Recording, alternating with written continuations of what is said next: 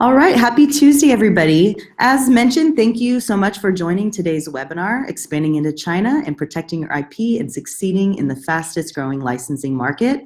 My name is Deidre Manna-Bratton, and I am the International Events Project Manager for the Global Licensing Group. With me today is my colleague, Mr. Peter Chin, CEO of Beyond Global Trade, who will be speaking today about the China licensing market. Just want to let you know that all questions will be addressed at the end of the webinar. If you have any questions throughout the course of the webinar, you're welcome to input them through the chat option through the browser, and we will get to them, like I said, at the end. So before Peter begins, I'd like to give you a brief overview of who we are, the Global Licensing Group. The Global Licensing Group is the umbrella for our portfolio of licensing events and publication. The anchor is Licensing Expo Vegas, which I'm sure you've all are familiar with, and it just wrapped up last month. Our portfolio also includes Brand Licensing Europe, which will be celebrating 20 years this October. And we also have two new shows in Asia that are going on their second year, Licensing Expo Japan and Licensing Expo China. We also produce the NYC Licensing Summit, and our media arm is License Global Magazine. All of our events are sponsored and supported by LIMA, which is the International Licensing Industry Merchandisers Association. And collectively, again, we are the Global Licensing Group. With that said, I'd like to share a quick video explaining a bit more about the Global Licensing Group.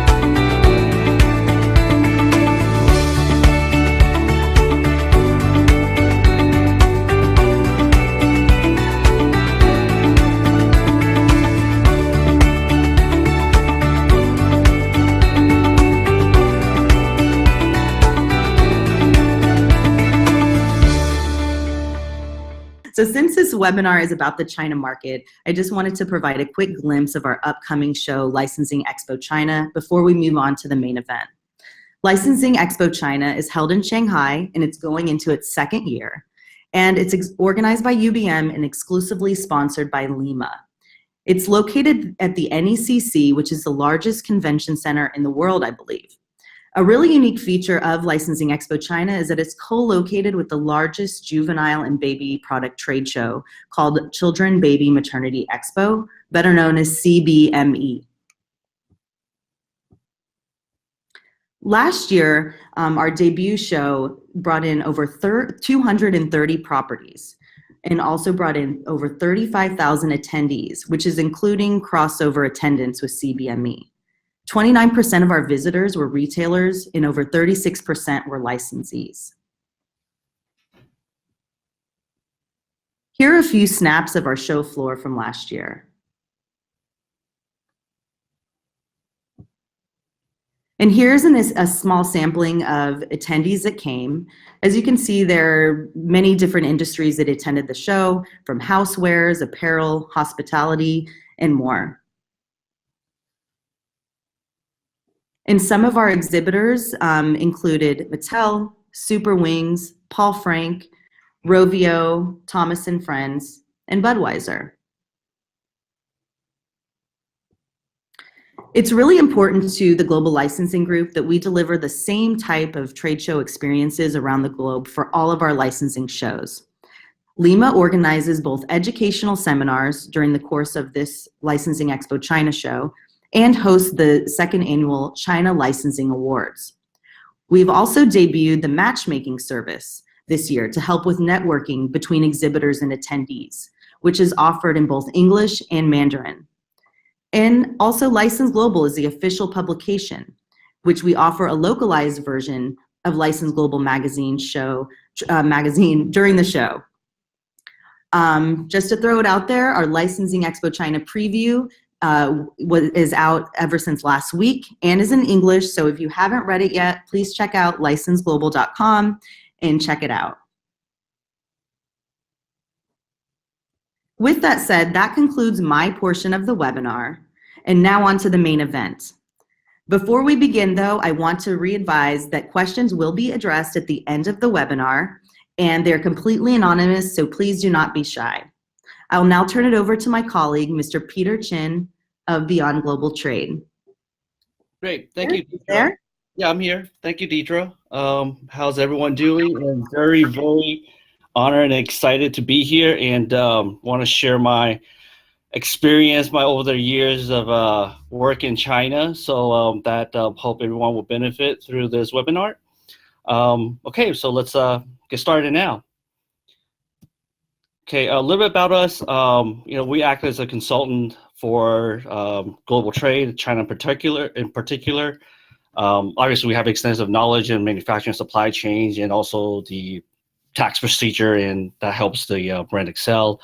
And we collaborate with the right partners to help to build your brand as well. And our technology will be built on blockchain. So that's a little bit more technical side of it. So today we'll be covering on these 5 topics: the retail landscape and environment, the China consumer behavior, the need of licensed products, how value is actually the best protection against counterfeits, and how to grab the low-hanging fruit. There you go.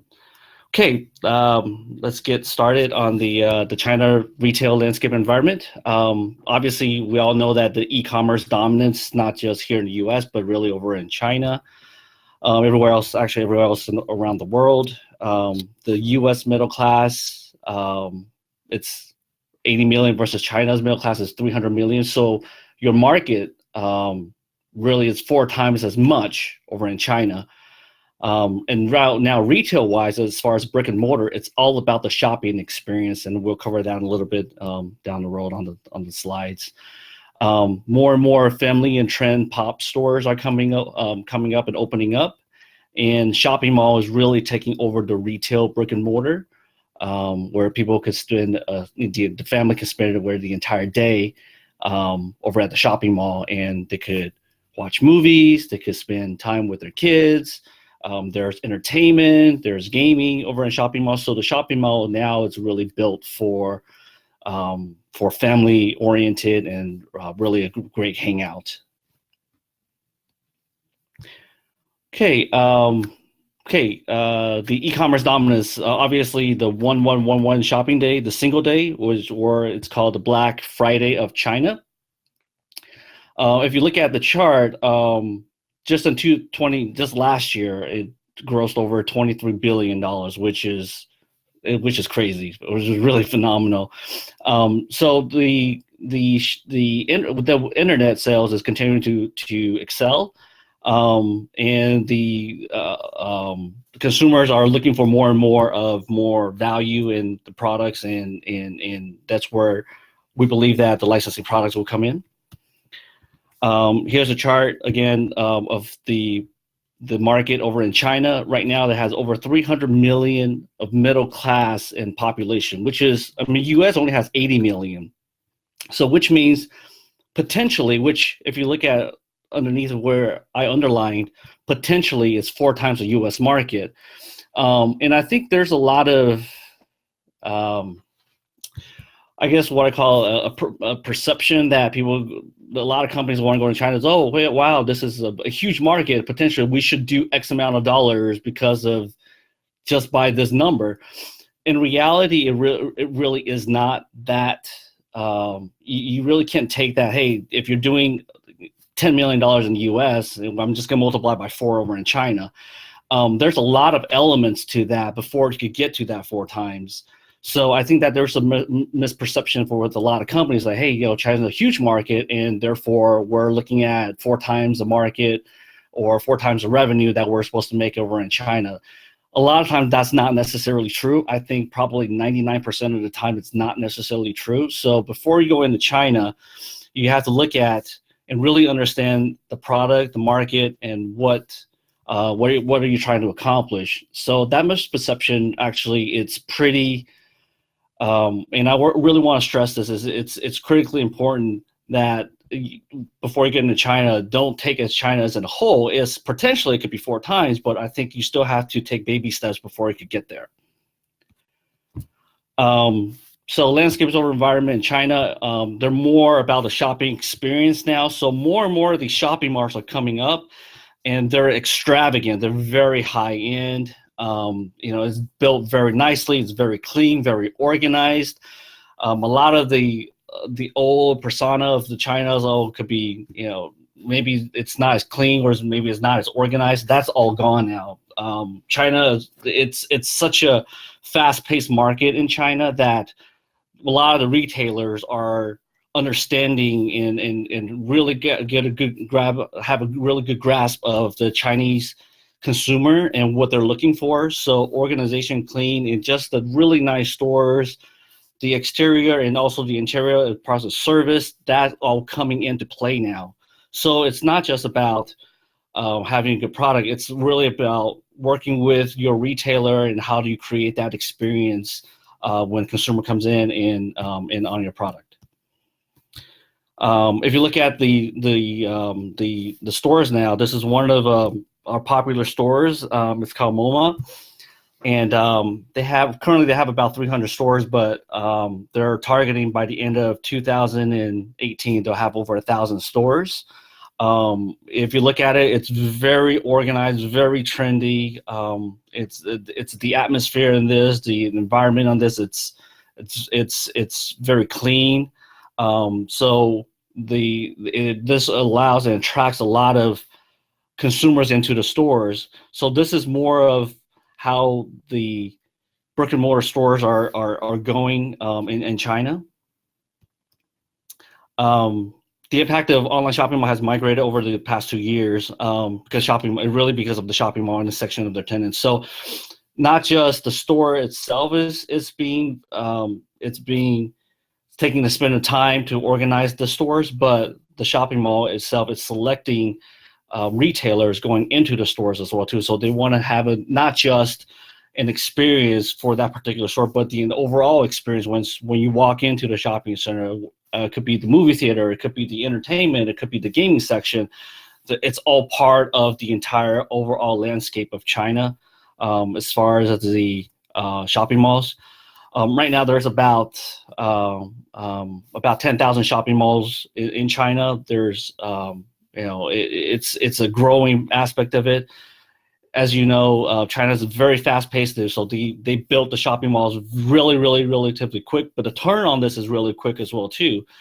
So, which means that you have to be prepared, which means that maybe a shopping mall could be phenomenally well the first year, or maybe the second year. By the third year, maybe there's a newer mall that comes in and it'll take apart or take away from the original mall. So it's it's extremely fast paced, and that's what the China landscape is like now. The consumer behavior. Consumers are getting smarter. They obviously have the money to spend, and it's all about the value, which includes the quality, the brand, the price, the functionality of the product. So they all come into play.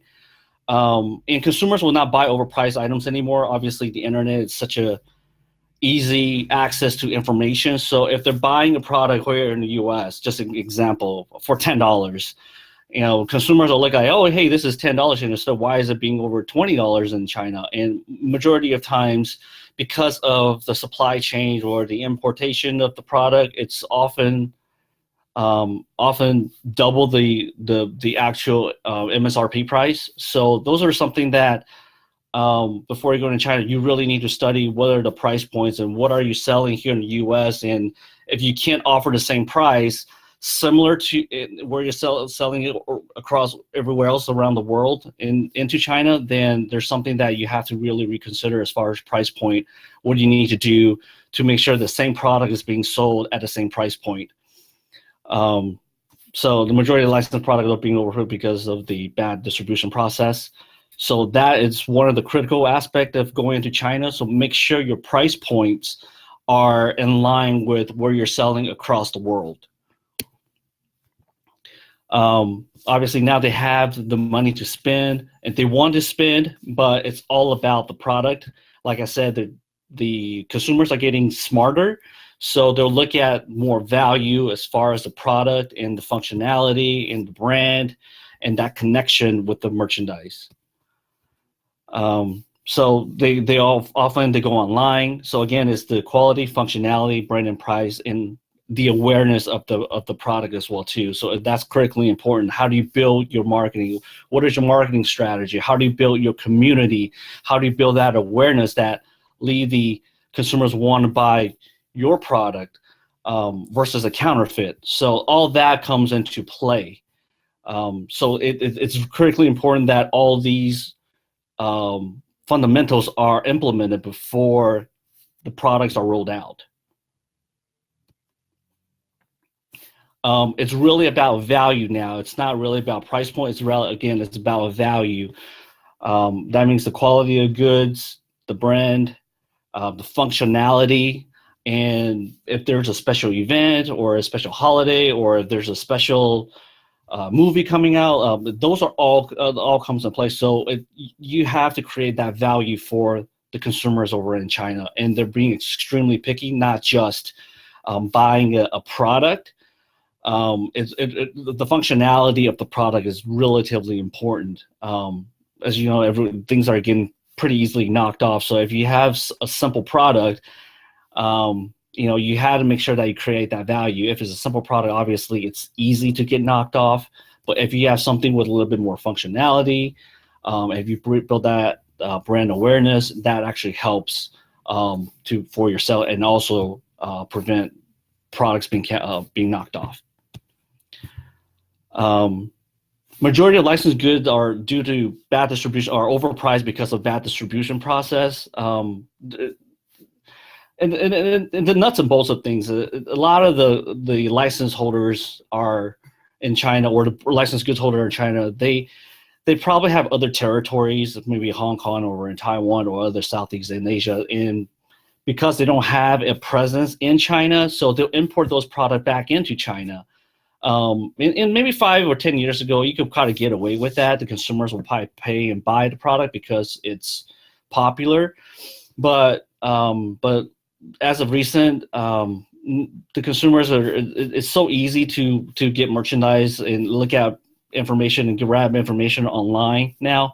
So that necessarily wouldn't work anymore. So if you want to be in China, you really have to have that brand presence and really to have that product really to supply and cater to the China market. The licensed products over in China. Okay, so brand recognition is extremely important in China. It's really consumer safe haven. Because of a lot of counterfeits going on, they really trust the brand. So that brand is that trust what consumer will really want to buy. If you look at it, 72 of China, they agree that the importance of a product from a trusted brand. So if they trust your product, they trust your brand, they'll most likely buy your product. So that's where the licensed goods or branded goods is so important over in China because of the counterfeits. So, to be smart, you could take advantage of that by creating a great community, do your marketing, come up with a great value of your product, and that earn trust of the consumers, and that's your longevity into the China market. So it's not. I would think that obviously counterfeit is a bad thing. But overall, if you could still use that to your advantage, and I think China, if you work smart, if you do it right, you could really take advantage of that. China's a booming market, and consumers are looking for top brands. So they always want to look for top brands in the merchandise. So there's a huge lack of goods over in China. I mean, I could go on the list, but obviously Disney, Marvel movies are out pretty much almost every other month. So consumers are looking for products that could relate to it. So consumers want to have to spend money on the top brands.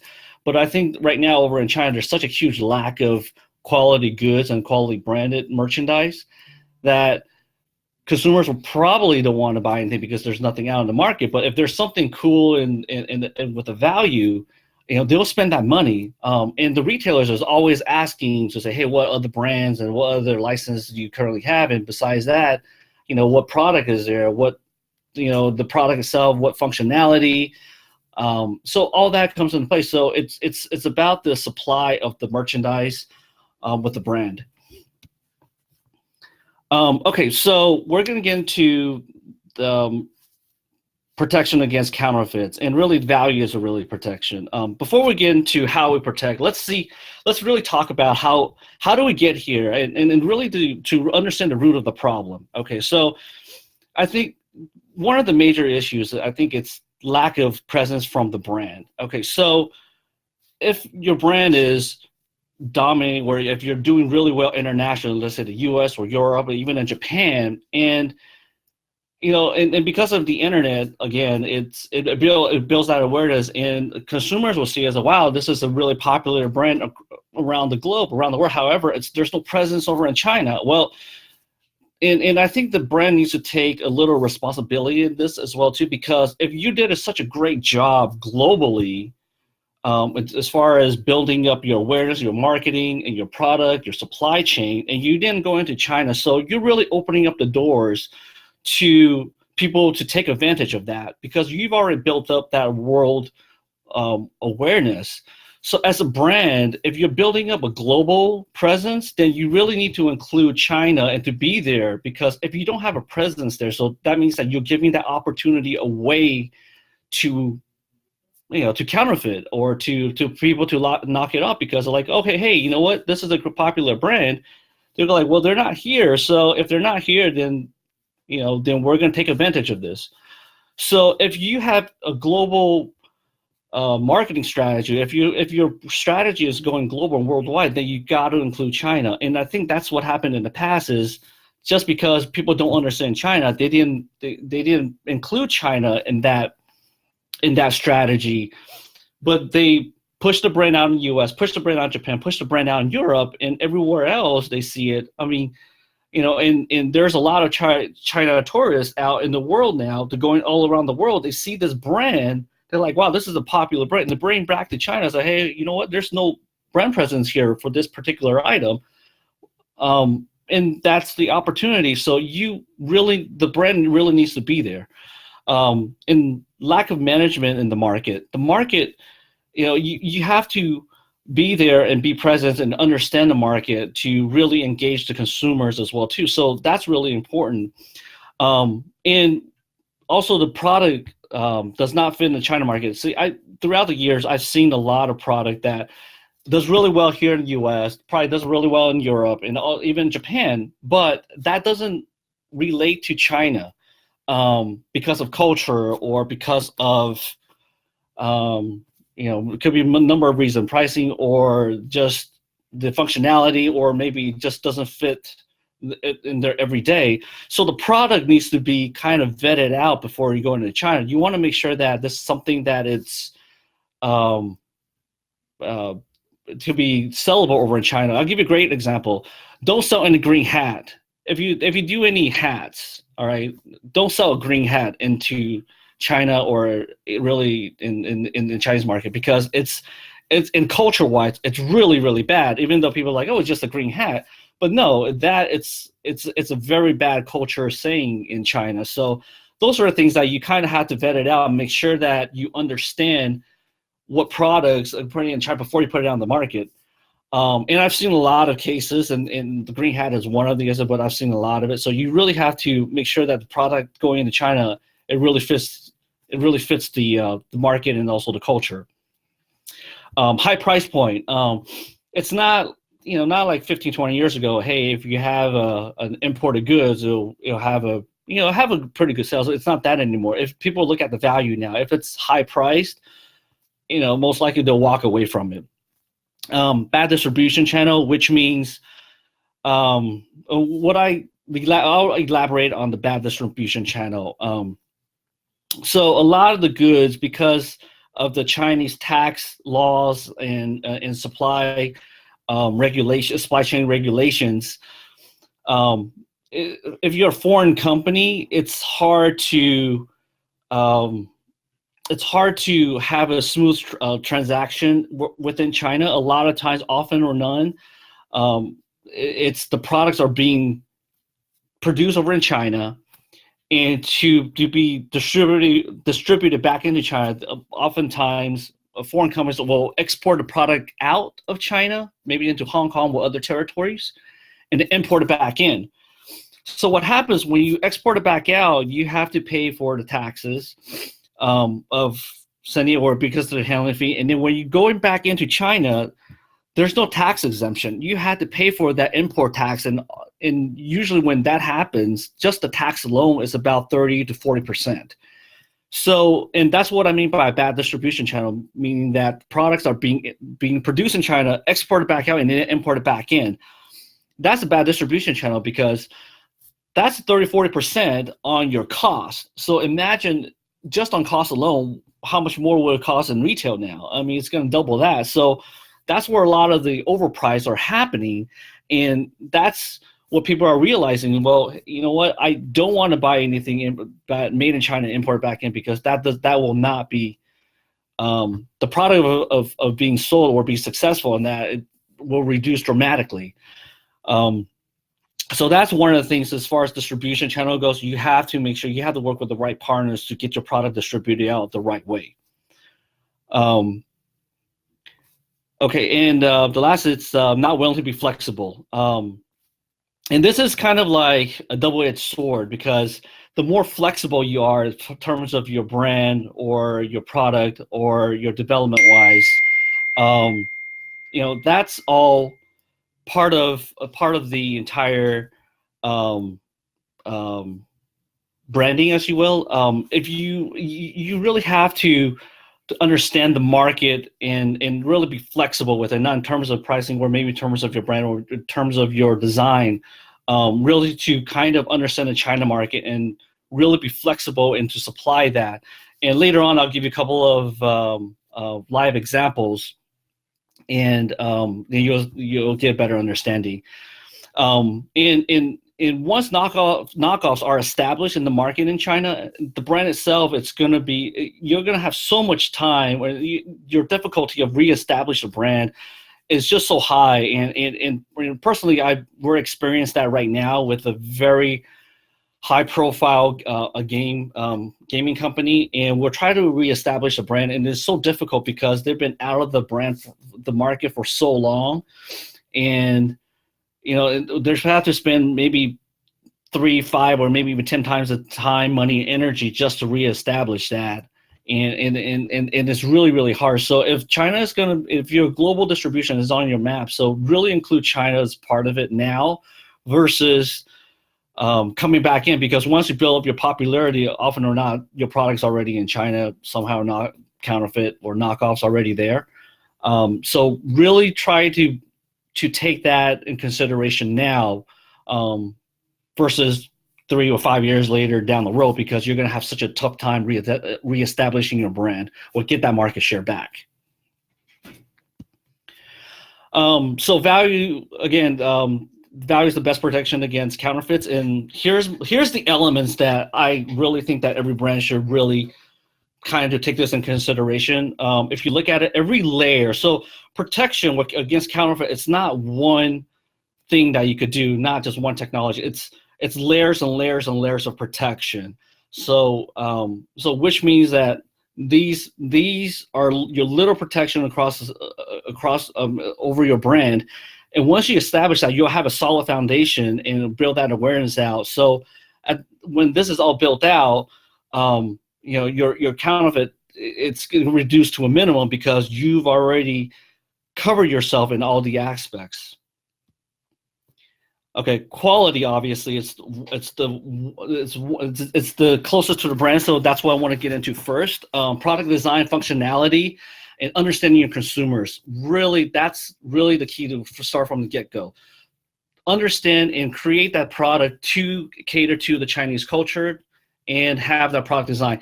It's not all about price. It really isn't about price. I mean, I've seen product that could be sold at $80 and it could be selling on millions of pieces because there is that market for it. But you have to create that quality, that design, and the functionality, and also the brand for to cater that market. Yes, potentially it's a huge market, but you have to do your homework before you can get to that. Price point. Make sure that you're not selling something that's overpriced.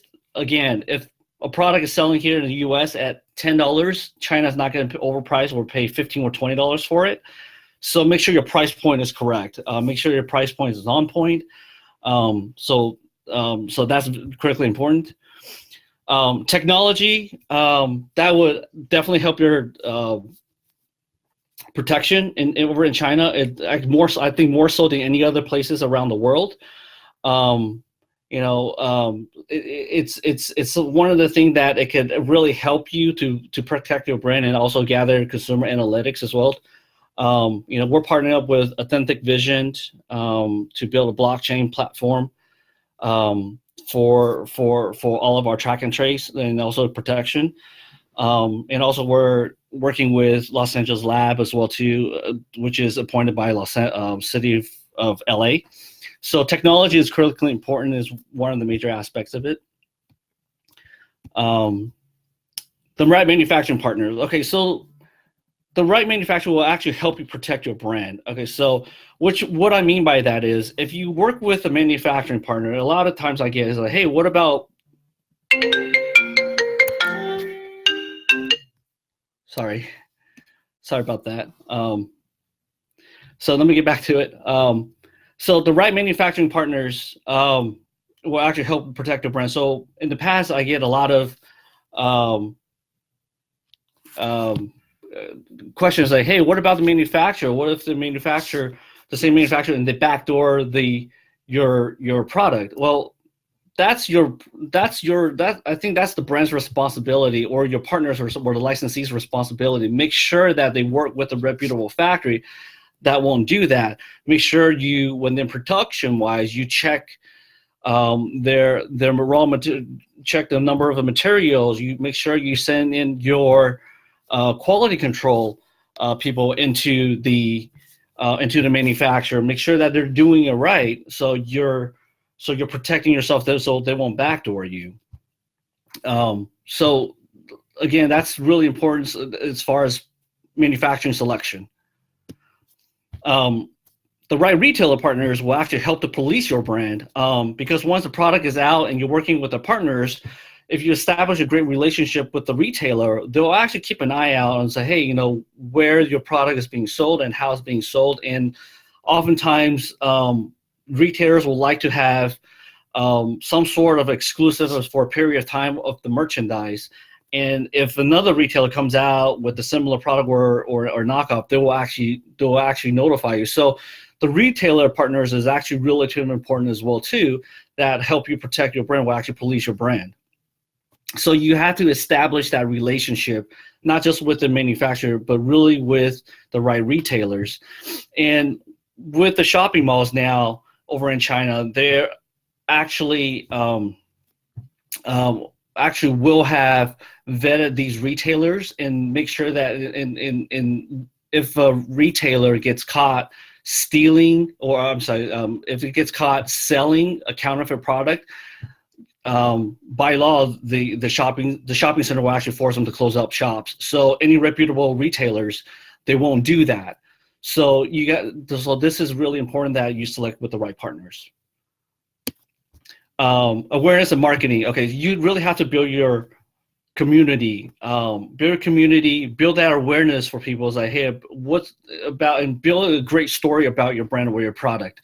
Let people know what is your product about, what is it, and for that, you'll let the consumer understanding your brand, and they'll have that connection with your brand, and that's where your brand awareness comes in, and that's where you take advantage of that, because when consumer feels your brand that, hey, this is a quality brand, they'll continue to buy your brand versus a counterfeit or any other brand. So you really have to build that. You have to build that engagement, build that awareness, and that marketing and that community. That's really important of it, to do that. And I think at the end of the day, to really protect your brand, you really need to have all these in place, and that is the best to prevent from counterfeits.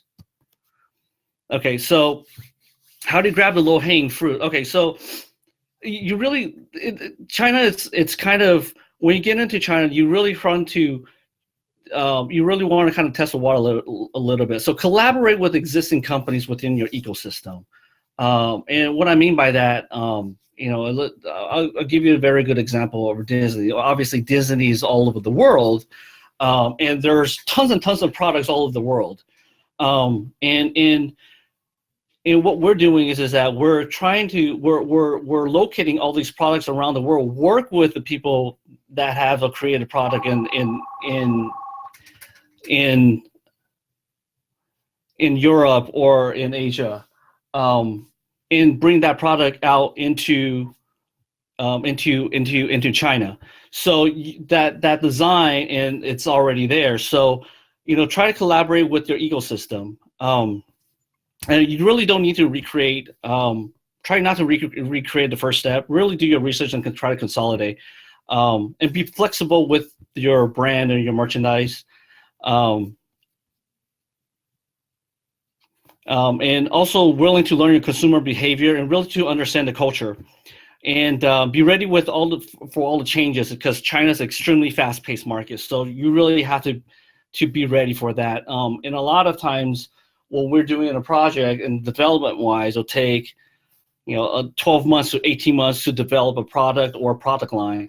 But within China, it's such a fast pace that a lot of times it has to be done within 6 months. So you have to be prepared for that over in China. Okay, so I want to kind of get into a couple of case studies. First case study, KFC. They're willing to adapt. Okay, obviously in the U.S., and it's all about the fried chicken. It's the mashed potato and the accessory inside, and sides over here, and coleslaw here in the States. But in China, it's different. They're selling almost a little menu like a Panda Express. It have about 50 items. So because KFC is willing to adapt, their stores, number of retail outlets or the restaurants grew exponentially. So that's really important to understand the behavior and the palates, or to understand the China consumer. So to do that, I think that goes across for all the brands and all the products. Another case study is Paul Frank. They're willing to adapt, understand China market, and they're always prepared for any changes. So the U.S. is more legacy design and traditional distribution, but over in China, it's a completely changed. I mean, it's a fashion brand, and it's amazing. And when I was actually invited to one of their fashion shows, it was completely blew my mind. It was like feel like I was in Milan and watching a real fashion show. And in the stores I went to, I mean, they have 1,000 retail locations, and all of them are extremely trendy in top malls, and the brand is just completely different from what I see here in the U.S. So because they did that, because Paul Frank did that over in China, they're extremely successful in terms of the awareness and so forth. So it's so important that that you try to understand the China market and always prepare for the change. So and that's what I think in China, you really need to be prepared for that. And to takeaways, I think that really the tip of the secret is really kind of pretty easy.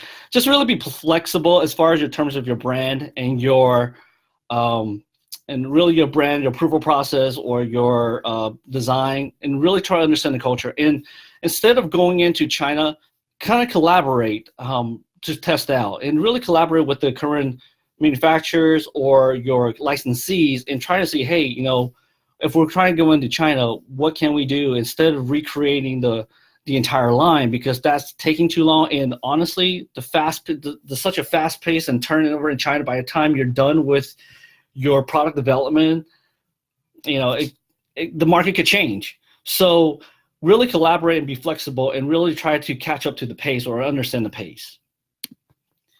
So a little bit about my company. We have a global network of over 80 countries, and we have over 200 offices that we work with. We're part of Lima member, and we're part of U.S. Chamber of Commerce. We're part of EEA and also ASI and PPAI. But the contact page is up. So if you have any questions for myself regarding any of the shows, you can contact me directly or contact the inquiries. We also have our website up, and then Peter's information with his telephone number and social handles. Thank you so much for joining us today for the China webinar, and keep a lookout in your email for the link, and have a great day. Thank you.